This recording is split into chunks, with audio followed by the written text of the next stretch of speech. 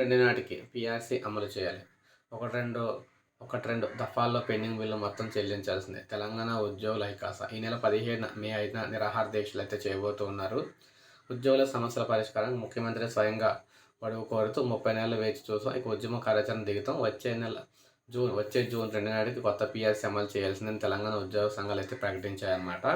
ఈ సందర్భంగా భద్రాద్రి కొత్తగూడెం జిల్లాకు చెందిన 5 గ్రామాల పంచాయతీలు తిరిగి తెలంగాణ కలపాలని కోరుతూ ఉద్యోగుల ఐకాస ఉమ్మడి ఖమ్మం జిల్లా ఆధ్వర్యంలో 5 పంచాయతీల సాధన అయితే ఈ నెల 13 నిర్వహించాలని, ఉపాధ్యాయులు వారి వేతనాలపై అనుచిత వ్యాఖ్యలు చేసి తెలంగాణ విద్యా కమిషన్ చైర్మన్ వర్లపై చట్టపరమైన చర్యలు తీసుకోవాలని తదితర ఏకగ్రీవ తీర్మానాలు ఆమోదం చేశారనమాట.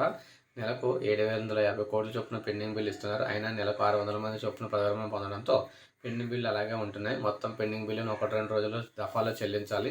ఉద్యమ కార్యాచరణలో భాగంగా ఏప్రిల్ 15 జోనల్ భోజన విరామ సమయంలో మండల జిల్లా స్థాయిలో నల్ల బ్యాజీలు ధరించి నిరసన తెలియజేస్తామని చెప్పారు. మే 5 జిల్లా కేంద్రాలు ధర్నా చౌక్లో సామూహిక నిరసన దీక్షలు అయితే చేస్తారని కూడా చెప్పారు. సో ఏది ఏమైనా జూన్ 2 నాటికి పీఆర్సీ అయితే అమలు చేయాలి. సో ఇది అప్డేట్. లైక్ చేయండి, సబ్స్క్రైబ్ చేసుకోండి.